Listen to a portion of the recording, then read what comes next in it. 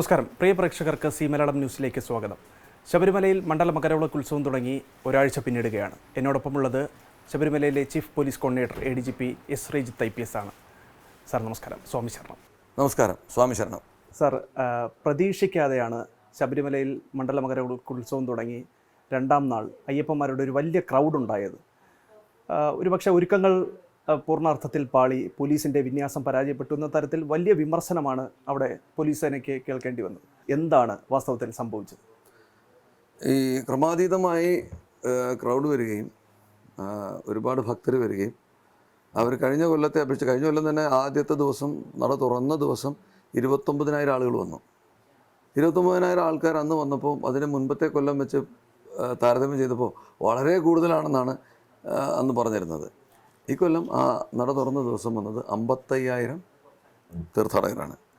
അപ്പോൾ അത് വന്നതിനകത്ത് ഞങ്ങൾക്ക് വലിയ സന്തോഷമാണ്. കാരണം വെച്ചിട്ടുണ്ടെങ്കിൽ കഴിഞ്ഞ വർഷം ഞാൻ മനസ്സിലാക്കുന്ന 29,000 ആദ്യത്തെ ദിവസം വന്ന് 29,000, ആ സ്ഥാനത്ത് ഈ കൊല്ലം വന്നത് 55,000 ആളുകൾ കൂടുതലും തീർത്ഥാടകർ കൂടുതൽ വരുന്നതിലും ഈ തീർത്ഥാടക കേന്ദ്രത്തിൻ്റെ പ്രശസ്തിയും ഭഗവാന്റെ പ്രശസ്തിയും ലോകമെമ്പാടും വ്യാപിക്കുന്നതിൻ്റെ ഒരു ലക്ഷണമായിട്ട് തന്നെയാണ് ഞങ്ങൾ കാണുന്നത്. നല്ല കാര്യം. പക്ഷെ അവിടെ നമ്മൾ വെച്ചിരിക്കുന്ന ഒരു ക്രമവും അതിന് അവിടെ നിയോഗിക്കാൻ പറ്റുന്ന ആൾക്കാരുടെ, പോലീസായാലും അല്ലാതെ അവിടെ തീർത്ഥാടകർക്കാണെങ്കിലും അവരെ ഇരുത്താൻ പറ്റുന്ന നിർത്താൻ പറ്റുന്ന എണ്ണത്തിനൊരു പരിമിതിയുള്ള കാനന പ്രദേശമാണ് ഈ സ്ഥലം എന്ന് പറയുന്നത്. അപ്പോൾ അവിടെ നമുക്ക് പരമാവധി നിർത്താൻ പറ്റുന്ന, അതായത് പമ്പയിൽ നിന്ന് സന്നിധാനം വരെ നിർത്താൻ പറ്റുന്ന ഒരു എണ്ണവും കണക്കുണ്ട്. ഇപ്പോൾ ബഹുമാനപ്പെട്ട ഹൈക്കോടതി കഴിഞ്ഞ ദിവസം അത് അന്വേഷിച്ചിട്ടും നമ്മൾ സമർപ്പിച്ചിട്ടുണ്ട്. അപ്പം ഇതിനപ്പുറത്തേക്ക് ആളുകൾ വരികയും വരുന്ന ആളുകൾ തന്നെ ക്രമമായിട്ടല്ലാതെ, അതായത് നമ്മളൊരു ക്യൂ സിസ്റ്റം പാലിക്കുന്നുണ്ട്. ക്രമമായിട്ട് ആ ക്യൂ സിസ്റ്റത്തിലൂടെ അല്ലാതെ കൃത്യമായി നമ്മൾ നിർദ്ദേശിക്കുന്ന രീതിയിലുള്ള വെർച്വൽ ക്യൂ പാസ് എടുക്കാതെ വന്നിട്ട് സ്പോട്ട് ബുക്കിംഗ് അന്ന് 37,000 വരെയൊക്കെ പോയ ദിവസമുണ്ട്. ആ സമയത്ത് രണ്ടാമത്തെ ദിവസം 66,000 കഴിഞ്ഞ കൊല്ലം വന്നിരുന്ന സ്ഥാനത്ത് 1,04,000 പേരാണ് കൊല്ലം പെട്ടെന്ന് കയറി വന്നത്.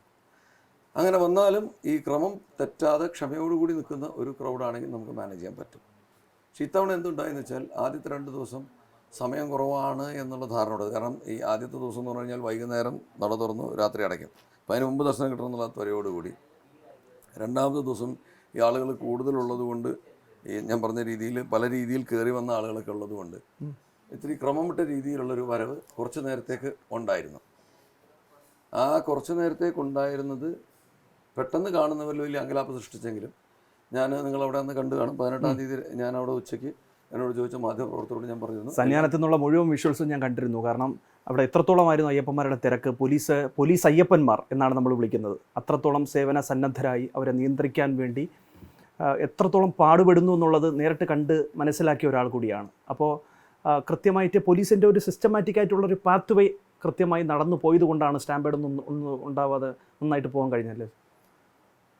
എൻ്റെ ക്രെഡിറ്റ് മുഴുവൻ പോലീസ് എടുക്കുന്നതിനകത്ത് എനിക്ക് യോജിപ്പില്ല. നമ്മളെല്ലാവരും ചേർന്നുള്ള കൂട്ടായ പ്രവർത്തനം തന്നെയായിരുന്നു.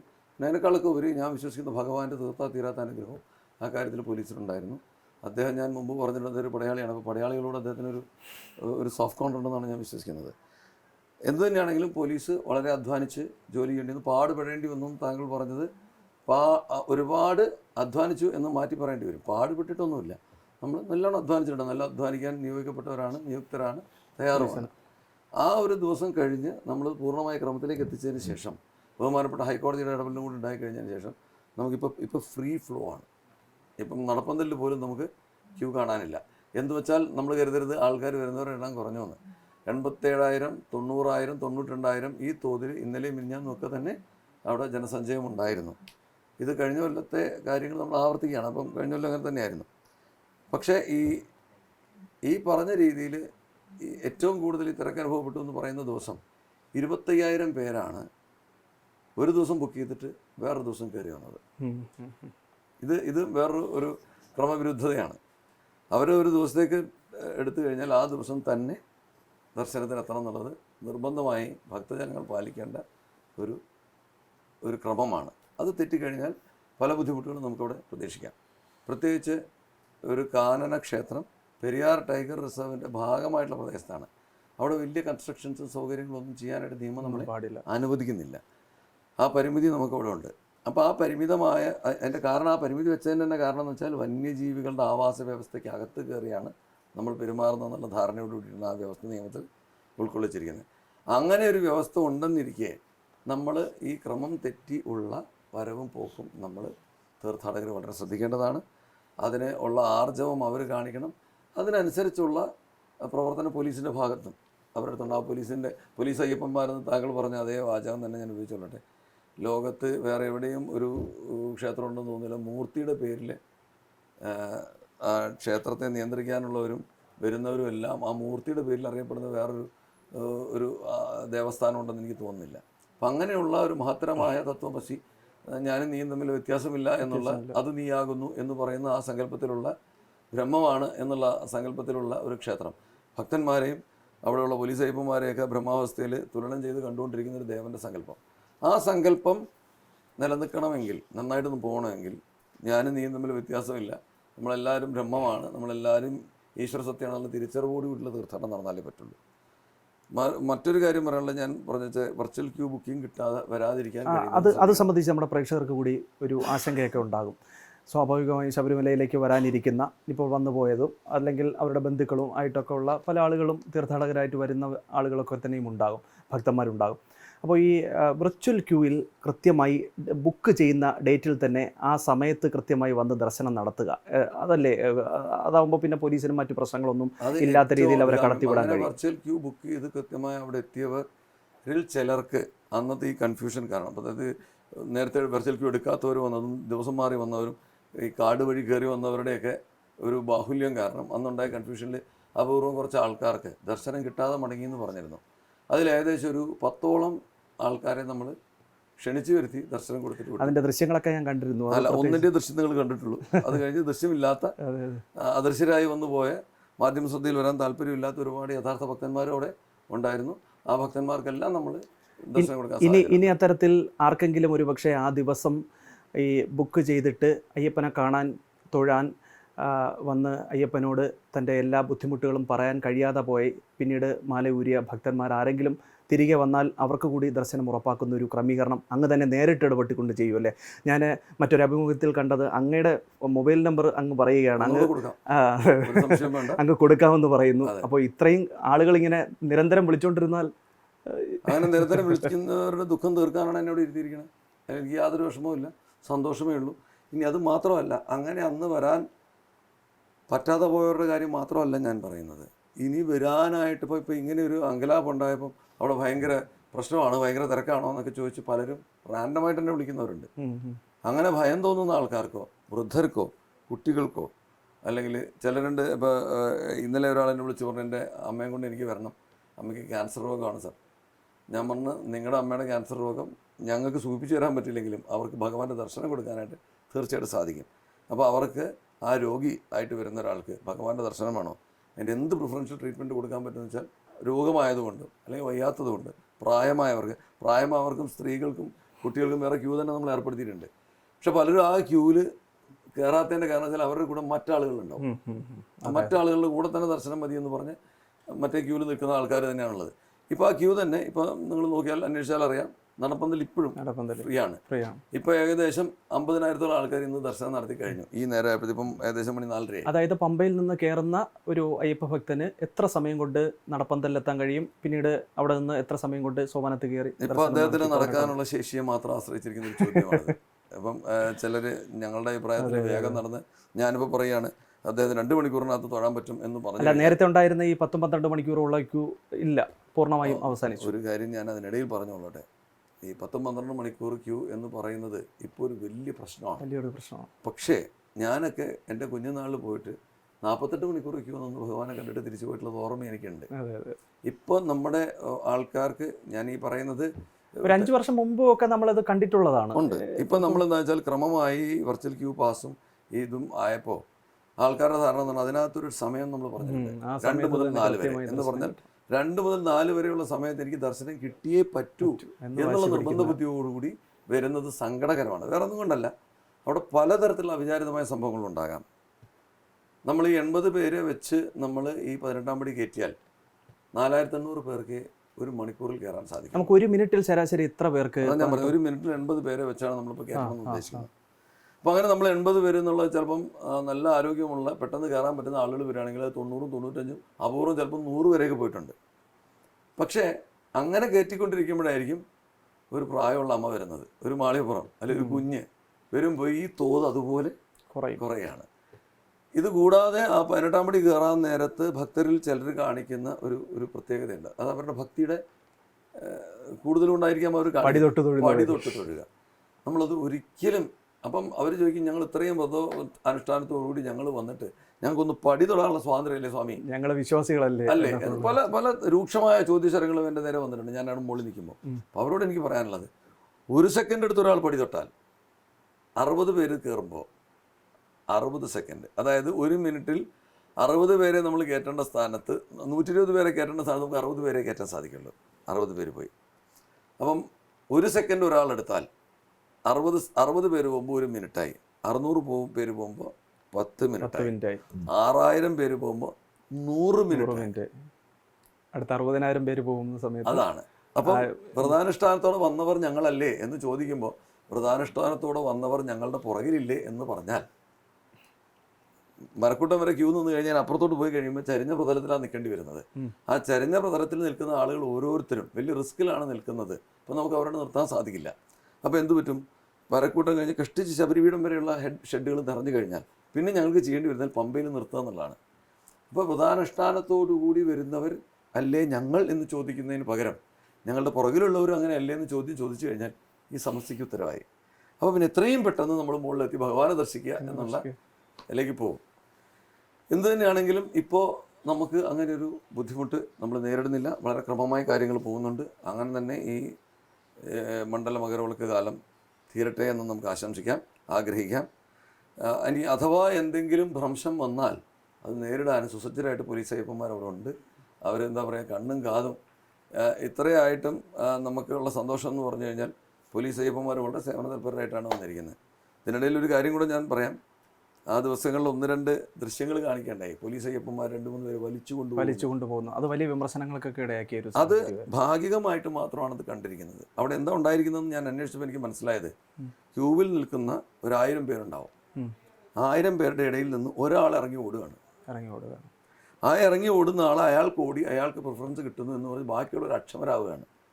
അത് വേറൊരു വലിയ ദുരന്തത്തിന് കാരണമാവാതിരിക്കാൻ വേണ്ടി അവിടെ നിൽക്കുന്ന 10 പോലീസുകാരുണ്ട്. 9 പോലീസുകാർ ഈ നിൽക്കുന്ന ആൾക്കാരെ തടുത്തെറിഞ്ഞ് നിങ്ങൾ നിൽക്ക്, അദ്ദേഹത്തിനെ തിരിച്ചിവിടെ കൊണ്ടുവരും, അദ്ദേഹം നിങ്ങളുടെ ഒപ്പമുള്ള ആളാണ്, അങ്ങനെ തന്നെ അദ്ദേഹം പോകുള്ളൂ എന്ന് ഉറപ്പ് കൊടുത്തതിൻ്റെ പുറത്ത് പിടിച്ചുകൊണ്ടുവരാൻ നിൽക്കുമ്പോൾ പ്രതിഷേധിക്കുന്ന ഒരു അയ്യപ്പൻ്റെ ചിത്രമാണ് നിങ്ങൾ കാണുന്നത്. അവിടെ അപ്പുറത്ത് നടന്നത് നമ്മൾ അറിയുന്നില്ല. ഇത് അന്വേഷിക്കുമ്പോഴേ അറിയുള്ളൂ. അപ്പോൾ 10-12 പോലീസുകാർ നിന്നാണ് ചിലപ്പം ഒരു 1000 പേരെ തടുത്ത് നിർത്തേണ്ടത്. ആ തടുത്ത് നിർത്തുന്നത് അവർക്ക് അവസരം ഒരുക്കാനാണ്, അല്ലാതെ ഇവരുടെ യാത്ര തടസ്സപ്പെടുത്താനല്ല.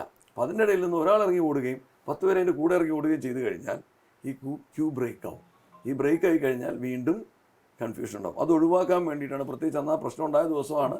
പ്രശ്നം ഉണ്ടായെന്ന് ആൾക്കാർ വിശ്വസിക്കുന്നത്. ഞങ്ങളെ സംബന്ധിച്ചുള്ള വലിയ പ്രശ്നമായിരുന്നില്ല. നമുക്ക് ഞാനെപ്പോഴും പറഞ്ഞിരുന്നു നിയന്ത്രണ വിധേയമാണെന്ന്. അപ്പം അങ്ങനെയുള്ള ക്രമവിരുദ്ധമായ കാര്യങ്ങൾ ചെയ്യാനായിട്ട് ഭക്തർ മുതിരാതിരിക്കുക എന്നുള്ളതാണ് ഞങ്ങളുടെ അപേക്ഷ. സാർ, മറ്റൊന്ന് ഈ സ്പോട്ട് ബുക്കിങ്ങുമായി ബന്ധപ്പെട്ടുള്ള കാര്യമാണ്. അത് നിശ്ചയിക്കാനും അതിനെക്കുറിച്ച് പഠിക്കാനും പ്രത്യേക കമ്മിറ്റിയൊക്കെ ഇപ്പോൾ സർക്കാർ വച്ചിരിക്കുകയാണ്. പോലീസിൻ്റെ ചീഫ് പോലീസ് കോർഡിനേറ്റർ ഉണ്ട്, എക്സിക്യൂട്ടീവ് ഓഫീസറുണ്ട്, സ്പെഷ്യൽ കമ്മീഷണർ ദേവസ്വം. ഈ 3 പേരെയും കൂടി ഇതിനകത്ത് ഈ കമ്മിറ്റിക്കകത്ത് ഉൾക്കൊള്ളിച്ചിട്ടുണ്ട്. മാത്രമല്ല ഈ ഡെയിലി പ്രോഗ്രസ് അത് ADM കൃത്യമായി മോണിറ്റർ ചെയ്യുകയും ചെയ്യുകയാണ്. അപ്പോൾ സ്പോട്ടുമായി ബന്ധപ്പെട്ട് എന്താണ് ഇപ്പോൾ നിലവിലുള്ള സാഹചര്യം? നേരത്തെ സ്പോട്ട് ബുക്കിംഗ് കൗണ്ടറുകൾ വെട്ടിച്ചുരുക്കി എന്ന തരത്തിലേക്കുള്ള വാർത്തകളൊക്കെ പുറത്തു വന്നിരുന്നു. അന്ന് 2 കേന്ദ്രങ്ങളിൽ മാത്രമായിരുന്നു ഉണ്ടായിരുന്നത്. ഇപ്പോൾ സ്പോട്ടിൻ്റെ കൗണ്ടറുകളുടെ എണ്ണം കൂട്ടിയിട്ടുണ്ടോ?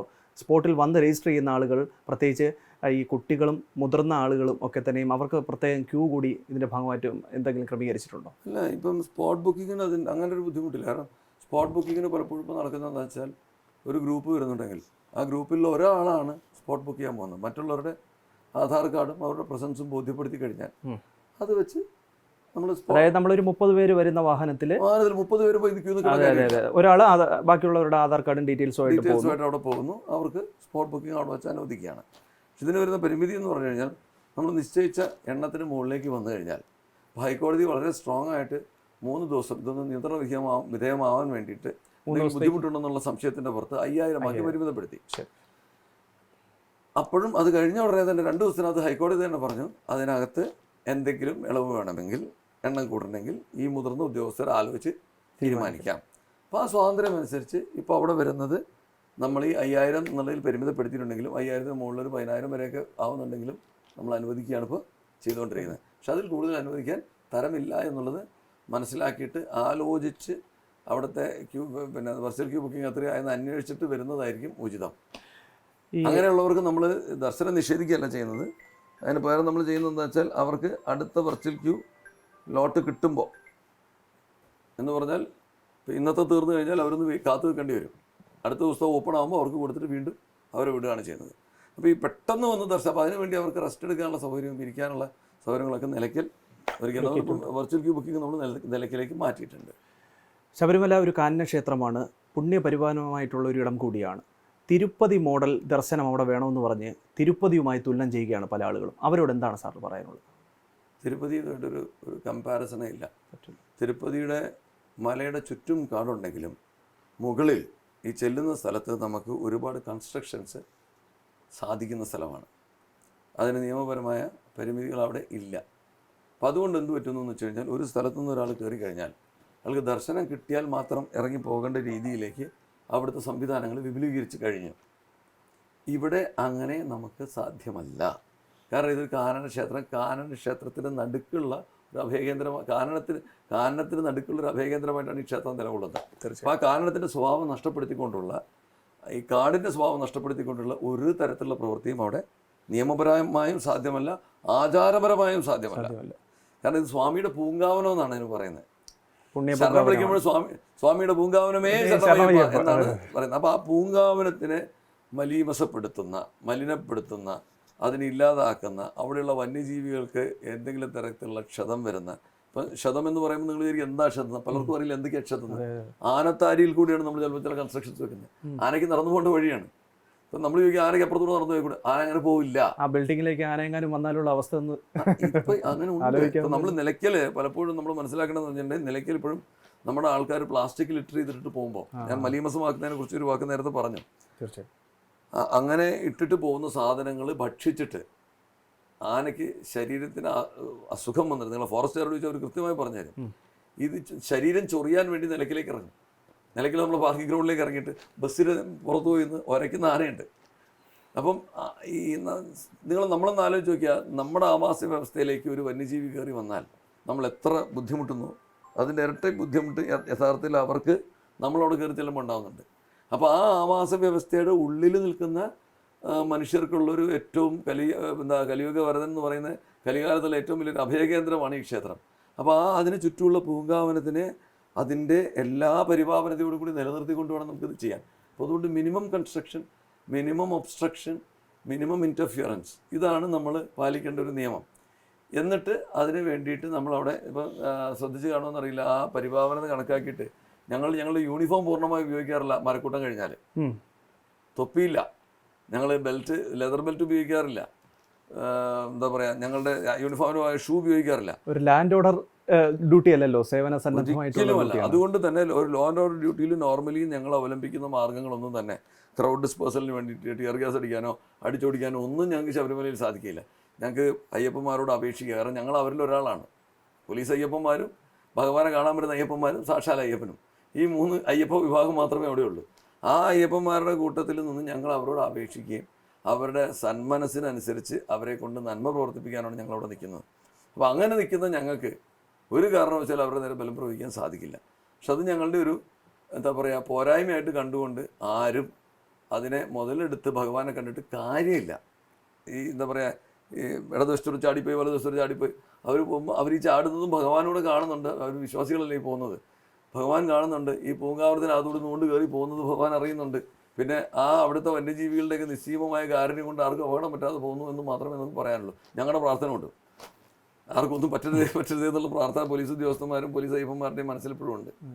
ഹൈക്കോടതി പറഞ്ഞ കാര്യങ്ങളൊക്കെ അതേ ഒരു സ്പിരിറ്റിൽ, പോസിറ്റീവായിട്ടുള്ള സ്പിരിറ്റിൽ തന്നെ എടുത്തിട്ടുണ്ടാകുമെന്നാണ് മനസ്സിലാക്കുന്നത്. ഈ മുന്നൊരുക്കങ്ങൾ കൃത്യമായി നടത്തുന്നതിൽ എന്തെങ്കിലും വീഴ്ച സംഭവിച്ചതായി എനിക്ക് തോന്നുന്നുണ്ടോ? ഇല്ല, ഒരിക്കലും ഇല്ല. ഞാൻ പറഞ്ഞില്ല, ഈ മുന്നൊരുക്കങ്ങൾ എന്ന് പറഞ്ഞു കഴിഞ്ഞാൽ അവിടെ വേണ്ട എല്ലാ കാര്യങ്ങളും നമ്മൾ സാധാരണ ചെയ്യുന്ന പോലെ തന്നെ ഇത്തവണ നമ്മൾ ചെയ്തിരുന്നു. പിന്നെ ഈ എന്താ പറയുക ജനബാഹുല്യം വന്നപ്പോൾ നമ്മൾ അത്രയും വരുമെന്ന് പ്രതീക്ഷിക്കാത്തത് കൊണ്ടൊരു പക്ഷേ നമ്മൾ കരുതിയിരുന്ന അത്രയും ആളുകൾ, ഉദാഹരണത്തിന് വെള്ളം കിട്ടിയില്ല ചിലർക്കെന്ന് പറഞ്ഞു, ആ സമയത്ത് ഈ അവിടെ ഉന്തും തള്ളും നടക്കുമ്പോൾ പോലീസുകാരും പോലീസ് അയ്യപ്പന്മാരും ഈ ദർശനത്തിൽ നിന്ന് അയ്യപ്പന്മാരും അല്ലാതെ മറ്റാർക്കും അവിടെ പോയി നിൽക്കാൻ പോലുള്ള സാഹചര്യം ഉണ്ടായിരുന്നില്ല എന്നുള്ളൊരു വസ്തുത. ഇതൊന്നും ഒരു എക്സ്ക്യൂസ് ആയിട്ടല്ല പറയുന്നത്. അഥവാ എന്തെങ്കിലും കുറവ് വന്നിട്ടുണ്ടെങ്കിൽ ആ കുറവുകൾ മുഴുവൻ ഇന്നലെ മന്ത്രിയുടെ നേതൃത്വത്തിൽ ഒരു യോഗം ഉണ്ടായിരുന്നു. ആ യോഗം കഴിഞ്ഞപ്പോൾ അതിനുള്ള എല്ലാ പരിഹാരവും ആയിക്കഴിഞ്ഞു. അപ്പോൾ എല്ലായിടത്തും വെള്ളവും ബിസ്ക്കറ്റും എല്ലാം കൊടുക്കാൻ, ലഘുഭക്ഷണം കൊടുക്കാനുള്ള ഏർപ്പാടായി കഴിഞ്ഞു. പക്ഷേ ഇപ്പോഴത്തെ ഒരു അവസ്ഥ എന്ന് വെച്ചാൽ ആ ലഘുഭക്ഷണം കഴിക്കാൻ ആളില്ല എന്നുള്ളതാണ്. കാരണം ആർക്കെങ്കിലും എവിടെയും നിന്നാലേ ഇത് കൊടുക്കാൻ പറ്റുള്ളൂ. ആരും നിൽക്കുന്നില്ല, ഫ്രീ ആയിട്ട് വന്ന് നടക്കുന്നു, തൊഴുതു പോവുകയാണ്. അപ്പോൾ അതങ്ങനെ തന്നെ നമുക്ക് തുടരാൻ സാധിക്കും. വിമർശനങ്ങൾ എപ്പോഴും നല്ലതാണ്, ആരോഗ്യകരമായിട്ടുള്ള വിമർശനങ്ങൾ. ആരോഗ്യപരമായിട്ടുള്ള കാരണം ഇത്തിരി നിശ്ചിതമായാലും കുഴപ്പമില്ല എന്നുള്ള വിശ്വസിക്കുന്ന ആളാണ് ഞാൻ. കാരണം വെച്ചാൽ നമ്മളാരും എല്ലാം തികഞ്ഞവരല്ലല്ലോ. അപ്പോൾ എന്തെങ്കിലുമൊക്കെ തെറ്റ് വന്നാൽ ആ തെറ്റ് തിരുത്താനായിട്ടും ഒരു ആത്മപരിശോധനയ്ക്കും വിമർശനങ്ങൾ ഉതകട്ടെ എന്നാണ് ഞാൻ വിശ്വസിക്കുന്നത്. ഇപ്പോഴുള്ള നിലവിലത്തെ പോലീസ് ഡിപ്ലോയ്മെൻ്റ് എങ്ങനെയാണ്? ഇനിയിപ്പോൾ മണ്ഡലപൂജ വരാനിരിക്കുന്നു, മകരവിളക്ക് മഹോത്സവം വരാനിരിക്കുന്നു. അപ്പോൾ നിലവിലുള്ള സ്ട്രെങ്ത് ഒന്ന് വർദ്ധിപ്പിക്കുന്നതിലേക്ക് വേണ്ടിയിട്ടുള്ള നമ്മൾ വളരെ വർദ്ധിത വീര്യത്തോടുകൂടി അവിടുത്തെ ബന്ദോബസ്ത് അറേഞ്ച് ചെയ്തിരിക്കുന്നത്. സാധാരണ നമ്മൾ മുമ്പൊക്കെ ചെയ്തിരുന്നത് എങ്ങനെയാണെന്ന് വെച്ച് കഴിഞ്ഞാൽ ആദ്യമൊക്കെ കുറച്ച് ആൾക്കാർ വരും, ഈ മണ്ഡലപൂജ സമയത്ത് ആൾക്കാർ കൂടും, മകരവിളക്കിന് ഒരുപാട് കൂടും എന്നുള്ളതാണ്. ഇപ്പോൾ അങ്ങനെയല്ല. ഇപ്പോൾ ആൾക്കാർ യൂണിഫോമായിട്ടാണ് വരുന്നത്. ഇവൺ മാസപൂജ സമയത്ത് പോലും ഏകദേശം നിറഞ്ഞ രീതിയിൽ തന്നെയാണ് വെർച്വൽ ക്യൂ ബുക്കിംഗ് നടക്കുന്നത്. അങ്ങനെ വെർച്വൽ ക്യൂ ബുക്കിംഗ് നടക്കുന്നത് കൊണ്ട് തന്നെ എല്ലാ ഫേസിലും ഞങ്ങൾ അവസാനത്തെ ഫേസിലിടുന്ന അത്രയും ആൾക്കാർ ഇട്ടിട്ടുണ്ട്. എന്ന് പറഞ്ഞാൽ 3500 പോലീസുകാരെയാണ് സാധാരണ നമ്മൾ അവസാനത്തെ ഫേസിലേക്ക് കരുതുന്നത്. അതിൻ്റെ കൂടെ RAF-ഉം NDRF-ഉം ഉണ്ടല്ലോ. RAF NDRF ആണ്. അവർ കേവലം ഒരു എന്താ പറയുക 200-ൽ താഴെ അവരെല്ലാവരും കൂടെ കാണുള്ളൂ. കേന്ദ്രസേന ആദ്യ ദിവസം ഇല്ലായിരുന്നു എന്നൊക്കെ പറഞ്ഞ് ചില തോതിലുള്ള വിമർശനങ്ങളൊക്കെ ഉണ്ടായിരുന്നു. കേന്ദ്രസേന ഉണ്ടായാലും ഇല്ലെങ്കിലും അവരും ക്രൗഡ് കൺട്രോളായിട്ട് യാതൊരു ബന്ധവുമില്ല. NDRF ഉണ്ടായിരുന്നെങ്കിൽ എന്തോ വലിയ മെച്ചം ഉണ്ടാകുമായിരുന്നു എന്ന് പറയുന്ന ആൾക്കാർക്ക് NDRF ഉണ്ടെങ്കിൽ മെച്ചം ഉണ്ടാവും. ഒരു ദുരന്തം ഉണ്ടായാൽ ആ ദുരന്തത്തിന് മുൻകരുതലാണ് NDRF. അതുകൊണ്ട് NDRF-കാർ വന്നാൽ ശബരിമലയിൽ മിക്കവാറും അവർക്ക് ഒരു പണിയും കാണില്ല. കാരണം അവർ ദുരന്തം ഉണ്ടാകും പോകണമില്ല, ദുരന്തം ഉണ്ടായിട്ടുമില്ല. അപ്പോൾ അങ്ങനെ ഒരു പ്രശ്നം അവിടെ ഇല്ല. പക്ഷേ ഈ RAF വരുന്നതും ഒരു ക്രൈസിസ് വന്നു കഴിഞ്ഞാൽ മാനേജ് ചെയ്യാൻ വേണ്ടിയാണ്. അപ്പോൾ ക്രൈസിസ് ഇല്ലാത്തൊരു സമയത്ത് അവർക്ക് യഥാർത്ഥത്തിൽ അവിടെ ജോലിയില്ല. പിന്നെ ഞങ്ങൾ എന്തെങ്കിലും ആവശ്യപ്പെടുകയാണെങ്കിൽ അവർ സഹായം തരാറുണ്ടെന്നുള്ളത് വസ്തുതയാണ്. പക്ഷെ അങ്ങനെ സഹായം ചോദിക്കേണ്ട ഒരു ആവശ്യമില്ല. അപ്പോൾ അവിടെ ക്രൗഡ് കൺട്രോൾ നടത്തുന്നത് മുഴുവൻ ഇപ്പോൾ അവർ വന്നാൽ, ഇപ്പോൾ അവർ വന്നു കഴിഞ്ഞു. അവർ യഥാർത്ഥത്തിൽ വരാൻ വൈകിയത് മറ്റൊന്നും കൊണ്ടല്ല, ബീഹാർ ഇലക്ഷൻ ഡ്യൂട്ടി കഴിഞ്ഞിട്ട് വന്നിട്ട് ഇങ്ങോട്ട് എത്താനുള്ളൊരു കാലതാമസം അത് നമ്മുടെ ഫോഴ്സസിനും ഉണ്ടായിരുന്നു. പക്ഷെ നമ്മളത് മാനേജ് ചെയ്തു. അപ്പോൾ അങ്ങനെയുള്ള പ്രശ്നമല്ലാതെ പിന്നെ എന്തൊക്കെയോ ഈ വിമർശനങ്ങളുടെ ഒരു കാര്യത്തിൽ ആരോഗ്യപരമെന്ന് താങ്കൾ നേരത്തെ പറഞ്ഞു. ആരോഗ്യപരം എന്നുള്ളതിനേക്കാളും ഉപരിയായിട്ട് എനിക്ക് പറഞ്ഞത് വസ്തുതാപരമായിരിക്കണം കൂടിയാണ്. ഒരു അടിസ്ഥാനമില്ലാത്ത കാര്യം വിമർശനമായിട്ട് പറഞ്ഞാൽ ഞങ്ങൾക്ക് തിരുത്താൻ പറ്റില്ല. ഞങ്ങൾക്ക് തിരുത്താൻ ആഗ്രഹം ഉണ്ടെങ്കിൽ പോലും. പക്ഷേ പോലീസുകാരുടെ ക്ഷമയെ പരീക്ഷിക്കുന്ന തരത്തിലേക്കുള്ള വിമർശനങ്ങളാകരുത് എന്നുള്ളതാണ് എനിക്ക് പറയാനുള്ളത്. പോലീസുകാരെ അവമാനിക്കുന്നതിൽ പറ്റുമെങ്കിൽ ഒഴിവാക്കണം എന്നുള്ള ആഗ്രഹം എനിക്കുണ്ട്. ഞാനൊരു പോലീസുകാരനാണല്ലോ. പക്ഷേ അവമാനിക്കരുത് എന്നൊന്നും ഞാൻ പറയുന്നില്ല. അതൊക്കെ അവരവരുടെ എന്താ പറയുക, ഓരോ വ്യക്തികളുടെയും ഓരോ സ്ഥാപനത്തിൻ്റെയും എന്താ പറയുക ഒക്കെ ഒരു ധർമ്മത്തിനനുസരിച്ചാണ്. അതിനെക്കുറിച്ച് ഞാൻ അഭിപ്രായം പറയുന്നില്ല. പക്ഷെ എന്തു തന്നെയാണെങ്കിലും നമ്മുടെ എല്ലാവരുടെയും ഒത്തൊരുമിച്ചുള്ള ആഗ്രഹം എന്ന് പറഞ്ഞാൽ ഈ ദർശനകാലം വളരെ വലിയൊരു വിജയമാക്കുക എന്നുള്ളതാണ്. ഈ ഭഗവാന്റെയും ഈ ക്ഷേത്രത്തിൻ്റെയും എന്താ പ്രശസ്തി ഇനിയും വ്യാപിക്കുക എന്നുള്ളതാണ്. ആ ഭഗവാനെ ആശ്രയിച്ച് മനസ്സമാനവും സ്വസ്ഥതയും ധർമാചരണവും ലോകത്ത് വർദ്ധിക്കട്ടെ എന്നുള്ള സങ്കല്പമാണ്. ആ സങ്കല്പത്തിൽ നമുക്ക് ആർക്കും അഭിപ്രായ വ്യത്യാസങ്ങളില്ല. അപ്പം ഇതിന് എല്ലാ സ്റ്റേക്ക് ഹോൾഡേഴ്സിനും ഒരേ ചിന്തയാണെന്നാണ് ഞാൻ കരുതുന്നത്. അങ്ങനെ ചിന്തയുള്ളവരെ വസ്തുതാപരമായി തന്നെ വിമർശിക്കണമെന്ന് അഭ്യർത്ഥിക്കുകയാണ്. നിലയ്ക്കൽ ആണോ യഥാർത്ഥത്തിൽ അയ്യപ്പന്മാർ സ്റ്റേ ചെയ്യേണ്ട ഇടം? കാരണം ശുചിമുറികളുടെയൊക്കെ തന്നെയും ദൗർലഭ്യം അവിടെ കാര്യമായിട്ട് തന്നെ കുറവാണെന്നുള്ളതാണ് നമുക്ക് മനസ്സിലാക്കാൻ സാധിക്കുന്നത്. അപ്പോൾ പമ്പയിൽ കൂടുതലായി അയ്യപ്പന്മാർ വിരിവെച്ച് അവിടെ തങ്ങി നിന്ന് വലിയ പ്രശ്നമൊക്കെ തന്നെ ഉണ്ടായിക്കഴിഞ്ഞാൽ പമ്പയല്ലല്ലോ ഒരു ഹോൾഡിംഗ് പ്ലേസ്, നിലയ്ക്കലല്ലേ ഹോൾഡിംഗ് പ്ലേസ്? ശുചിമുറിയുടെ കുറവല്ല യഥാർത്ഥത്തിൽ. ശുചിമുറിയുടെ കുറവാണെങ്കിൽ ശുചിമുറി ഉണ്ടാക്കാനുള്ള കാര്യമുള്ളൂ, അല്ലെങ്കിൽ താൽക്കാലിക ശുചിമുറികൾ തയ്യാറാക്കാൻ പറ്റും. യഥാർത്ഥത്തിൽ അതല്ല വിഷയം. പമ്പയിൽ ഹോൾഡിംഗ് കപ്പാസിറ്റി മാക്സിമം 10,000 ആണ്. അതിൽ കൂടുതൽ മനുഷ്യർക്ക് അവിടെ നിൽക്കാൻ സ്ഥലമില്ല. അതുകൊണ്ട് നമ്മൾ നിലയ്ക്കൽ കുറച്ചുകൂടി വിസ്തൃതമായ പ്രദേശം, അവിടെ ഒരുപാട് നമുക്ക് എന്താ പറയുക വാഹനങ്ങൾ നിർത്താനും ആളുകൾക്ക് തങ്ങാനും ഒക്കെയുള്ള സൗകര്യങ്ങൾ ഒരു മിനി ടൗൺഷിപ്പായി വളർന്നുകൊണ്ടിരിക്കുകയാണ് നിലയ്ക്കൽ. ഇപ്പോൾ അങ്ങനെയുള്ള പ്രദേശം നിലയ്ക്കലാകെ കൊണ്ടാണ് നമ്മൾ നിലയ്ക്കലേക്ക് ഷിഫ്റ്റ് ചെയ്യണം, അവിടെ പോകണം എന്ന് ആവശ്യപ്പെടുന്നത്. പമ്പയിലേക്ക് എന്ന് പറഞ്ഞാൽ ഈ ട്രാൻസിറ്റിലുള്ള നിലയ്ക്കൽ നിന്ന് പുറപ്പെട്ട് സന്നിധാനത്തേക്ക് പോകാൻ വേണ്ടി നിൽക്കുന്ന അയ്യപ്പ ഭക്തർക്ക് പമ്പ ഗണപതിയെ വന്ദിക്കാനും തൊഴാനും അവിടെ അത് വെച്ച് കെട്ടി കെട്ടി മലയ്ക്ക് കെട്ടി പോകേണ്ട ആവശ്യമുണ്ടെങ്കിൽ, അല്ലെങ്കിൽ അവിടെ തിരക്ക് കൂടുതലുള്ള നേരത്ത് കുറച്ച് നേരം ഒന്ന് കാത്തു നിൽക്കാം. ഇതിന് മാത്രമേ പമ്പ ഉപകരിക്കുള്ളൂ. പിന്നെ ബലിതർപ്പണം ചെയ്യേണ്ടവർക്ക് അത്, പമ്പ സ്നാനം ചെയ്യേണ്ടവർക്ക് അപകടമില്ലാത്ത നേരത്ത് എന്ന് പറഞ്ഞാൽ ചിലപ്പോൾ ഇപ്പോൾ പെട്ടെന്ന് വെള്ളം പൊങ്ങുന്ന സാഹചര്യമൊക്കെ ഉണ്ട്. അപ്പോൾ അവിടെ വാർണിംഗ് കൊടുക്കാൻ, അവിടെയാണ് NDRFിൻ്റെയൊക്കെ പ്രസക്തി വരുന്നത്. അത് മാത്രമല്ലാതെ നമ്മുടെ എന്താ Kerala state disaster management authority ഉണ്ട്, അവരുടെ ആൾക്കാർ അവിടെ ഉണ്ട്, KSDMA ഉണ്ട്, എമർജൻസി കൺട്രോൾ വന്നിട്ടുള്ള ആൾക്കാരുണ്ട്. അങ്ങനെയുള്ള എല്ലാ ആൾക്കാരും അവിടെ സജീവ സാന്നിധ്യം അവിടെയുണ്ട്. അപ്പോൾ അങ്ങനെയുള്ളവരുടെ നിർദ്ദേശങ്ങൾക്കനുസരിച്ച് മാത്രമേ പമ്പാ സ്നാനം അനുവദിക്കാൻ പറ്റുള്ളൂ. ഇപ്പം പമ്പാ സ്നാനം അപകടകരമായിട്ട് പമ്പാ സ്നാനം വേണം നിർബന്ധമുള്ളവർക്ക് പമ്പയിൽ നിന്നുള്ള ഷവർ പിടിപ്പിച്ചു കൊടുത്തിട്ടുള്ള പദ്ധതി വരെ അവിടെയുണ്ട്. അപ്പോൾ പമ്പയിൽ നിങ്ങൾക്ക് സ്നാനം ചെയ്യാൻ വെള്ളത്തിൽ ഇറങ്ങാതെ എന്നുള്ള സൗകര്യം വരെ. പമ്പ മലിനപ്പെടുത്താതിരിക്കാൻ അവർ ശ്രദ്ധിക്കണം. ഈ തുണി കൊണ്ടിടുന്ന തുണി ഒഴുക്കുക എല്ലാ പ്രാവശ്യവും നമ്മൾ അതെ. അപ്പോൾ അങ്ങനെയുള്ള കാര്യങ്ങൾ നിന്ന് ആൾക്കാർ മാറണം. ആ ചിന്തകൾ പാടില്ല. പമ്പ ജസ്റ്റ് ഒന്ന് താൽക്കാലികമായി നിൽക്കാൻ മാത്രമുള്ള സ്ഥലമായിട്ട് തിരിച്ചറിയണം. ആഗോള അയ്യപ്പ ഭക്ത സംഗമവുമായി ബന്ധപ്പെട്ട് സർക്കാർ വിശ്വാസികൾക്കൊപ്പമാണെന്നുള്ള പ്രഖ്യാപനമൊക്കെ നടത്തി. അന്ന് ഈ പ്രധാനപ്പെട്ട സെഷൻസ് അവതരിപ്പിച്ചതിൽ ഒരു പ്രധാനപ്പെട്ട സബ്ജക്റ്റ് ഈ ക്രൗഡ് മാനേജ്മെൻ്റ് ആയിരുന്നു. അതടക്കമുള്ള കാര്യങ്ങളുണ്ട്. അപ്പോൾ മറ്റ് സംസ്ഥാനങ്ങളിൽ നിന്നെത്തുന്ന അയ്യപ്പ ഭക്തർ ഈ തീർത്ഥാടന കാലത്ത് എങ്ങനെയാണ് നോക്കിക്കാണുന്നത്? അത് ഒരു പോസിറ്റീവായിട്ടുള്ള രീതിയിലാണോ? പോലീസുമായിട്ടൊക്കെ സംസാരിക്കുമ്പോൾ സാറിന് നേരിട്ട് അവരുമായിട്ടൊക്കെ ഇൻട്രാക്ട് ചെയ്യാൻ കഴിയുമ്പോൾ എന്താണ് സാധാരണക്കാർക്കിടയിൽ എങ്ങനെയാണ് ഒരു ടോക്കും കാര്യങ്ങളൊക്കെ? ഇപ്പോൾ എല്ലാവരും വളരെ സംതൃപ്തരാണ്. അത് ദേശഭാഷ ഭേദമന്യേ എല്ലാവരും വളരെ സംതൃപ്തരായിട്ട് തൊഴുതു പോകുന്നുണ്ട്. അത് കാണുമ്പോൾ ഒരുപാട് ചാരിതാർത്ഥ്യമുണ്ട്. ആ ചാരിതാർത്ഥ്യം കണ്ടിട്ടാണ് ഞാൻ അവിടെ ഇന്നലെ ഇറങ്ങിയത്. അതിനകത്ത് ചില ഭക്തരുടെയൊക്കെ ഭാഷ കേട്ടിട്ടുണ്ട്, ഇന്ന സംസ്ഥാനത്ത് വന്നവരാണ് കുഴപ്പം. അങ്ങനെയുള്ള ചിന്തയൊന്നുമില്ല. നമ്മളെല്ലാവരും ഇവിടെ അയ്യപ്പന്മാരാണ്, അയ്യപ്പ ഭക്തരാണ്. അതിനകത്ത് പോലീസ് അയ്യപ്പന്മാരെന്ന് നിങ്ങൾ നേരത്തെ പറഞ്ഞു, ആ ഭാഷ തന്നെ. അപ്പം പിന്നെ ഏത് സംസ്ഥാനത്ത് വരുന്നവരും അയ്യപ്പന്മാരാണ്. അപ്പോൾ അവരെല്ലാവരെയും നമുക്ക് ഒരുപോലെ കണ്ടുകൊണ്ട് അവരുടെയും കൂടെ സന്തോഷം. ഈ പിന്നെ ഫ്യൂച്ചറിസ്റ്റിക് ആയിട്ടുള്ള ഒരു പ്ലാൻ നമ്മൾ അവിടെ അയ്യപ്പ സംഗമത്തിൽ അവതരിപ്പിച്ചിരുന്നു. അത് അംഗീകരിക്കപ്പെട്ടു. അതിനനുസരിച്ച് അടുത്ത കുറച്ച് കാലം കൊണ്ട് ക്രമേണ ഒരുപാട് അവിടെ വരുന്ന ഡെവലപ്മെൻറ്റ്സുകളൊക്കെ ഡെവലപ്മെൻറ്റ്സ് കൂടുതൽ നമ്മൾ സജസ്റ്റ് ചെയ്തിരിക്കുന്നത് ഡിജിറ്റലായിട്ട്. ഇപ്പം ഒരാൾ നിലയ്ക്കലെത്തിയാൽ അയാൾ സന്നിധാനം വരെ പോയി തിരിച്ച് സ്വഗൃഹത്തിലെത്തി എന്ന് ഉറപ്പിക്കാൻ പറ്റുന്ന രീതിയിലുള്ള സംവിധാനങ്ങൾ. പിന്നെ വളരെ ഓട്ടോമേറ്റഡ് ആയിട്ടുള്ള വാഹന നിയന്ത്രണ രീതികൾ. പിന്നെ ഈ എന്താ പറയുക, പോയാൽ നിശ്ചിത സമയത്തിനുള്ളിൽ തിരിച്ചു വരാൻ ആളെ പ്രേരിപ്പിക്കുന്ന രീതിയിലുള്ള, ഇപ്പം നമ്മൾ 24 മണിക്കൂറിനകത്ത് ആൾക്കാർ തിരിച്ചെത്തണമെന്ന് നിർബന്ധം പിടിക്കുന്നുണ്ട്. ഒരുവിധപ്പെട്ടവരെല്ലാവരും അത് പാലിക്കുന്നുണ്ട്. പക്ഷെ അപൂർവം ചിലർ ഞാനിവിടെ വന്ന് ഈ മണ്ഡലകാലം മുഴുവൻ വ്രതം ഇരിക്കാൻ പോവാണെന്നൊക്കെ പറയുന്ന ചിലർ. അപ്പം നമ്മൾ അവരെ, സ്വാമി ഇതങ്ങനെ വ്രതം ഇരിക്കേണ്ട സ്ഥലമല്ല, വ്രതം നോറ്റ് വന്ന് ഭഗവാനെ ദർശിച്ച് പോയിട്ട് ബാക്കി വ്രതം നിങ്ങൾ പമ്പയിലൊക്കെ വിരിവെച്ച് മണിക്കൂറുകളോളം ഈ ഇതര സംസ്ഥാനത്ത് നിന്ന് വരുന്ന അയ്യപ്പന്മാർ കിടക്കുന്നത് കാണാം നമുക്ക്. അങ്ങനെയുള്ളവരെ നമ്മൾ നിരുത്സാഹപ്പെടുത്തി വളരെ സ്നേഹമസൃണമായ ഭാഷയിൽ പറഞ്ഞ് അയക്കുന്നുണ്ട്. പിന്നെ ചിലപ്പോൾ ഈ നട അടയ്ക്കുന്ന നേരത്ത് ചിലരൊക്കെ വന്നിട്ട് പെട്ടെന്ന് ഓടി തൊഴാൻ വേണ്ടിയിട്ട് വരും. അങ്ങനെ വരുന്നവരുണ്ട്. നട അടച്ചു കഴിഞ്ഞ് കഴിഞ്ഞാൽ ഇനി തുറക്കുന്നവരവിടെ കിടക്കാമെന്ന് വിചാരിക്കുന്നവരുണ്ട്. അങ്ങനെയല്ല. ഒരു കാര്യം കൂടെ മനസ്സിലാക്കണം, ഈ നട അടച്ചിരിക്കുന്ന സമയത്ത് പോലും 18ാം പടി കയറുന്നത് ആചാരപരമായി ശരിയാണ്. ആൾക്കാർ ചിലർക്കൊക്കെ ഒരു തെറ്റിദ്ധാരണ തെറ്റാണെന്ന്. അങ്ങനെയല്ല.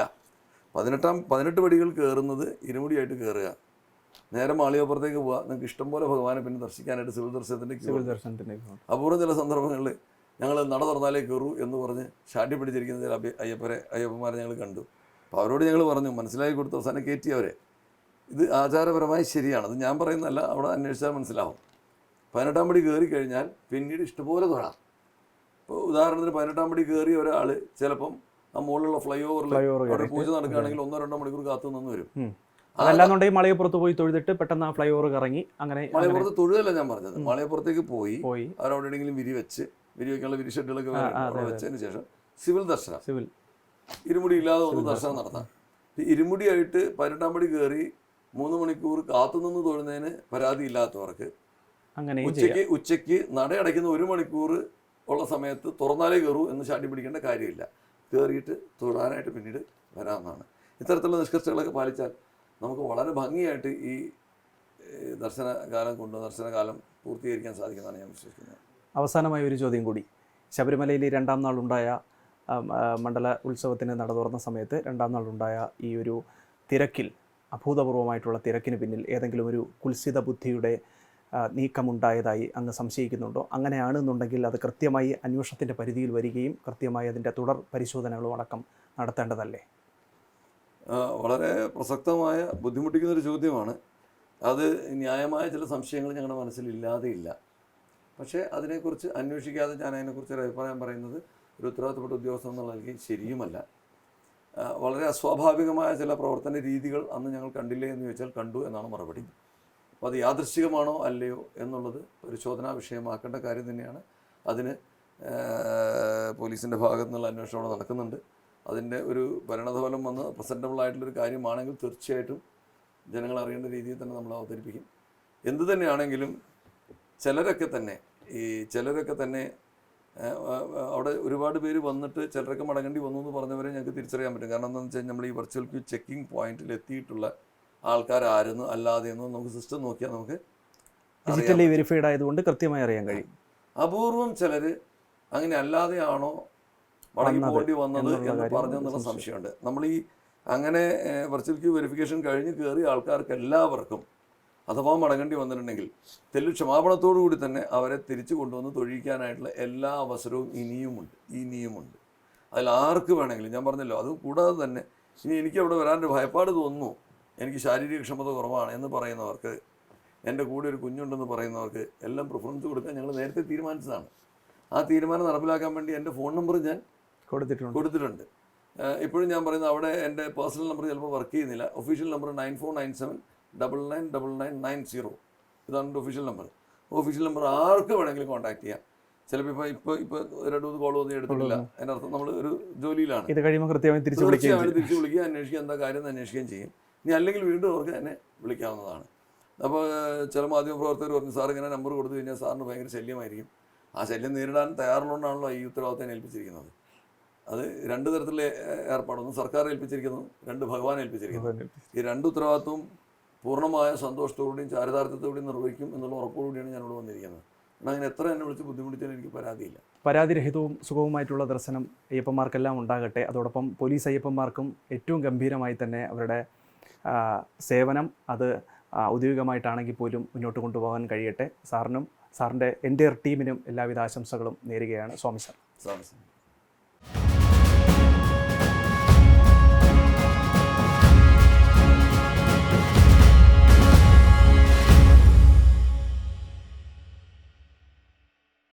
ഏറ്റവും പുതിയ വാർത്തകളും വിശേഷങ്ങളും വിരൽത്തുമ്പിലറിയാൻ സീ മലയാളം ന്യൂസ് എല്ലാ ഡിജിറ്റൽ പ്ലാറ്റ്ഫോമുകളിലും ലഭ്യം.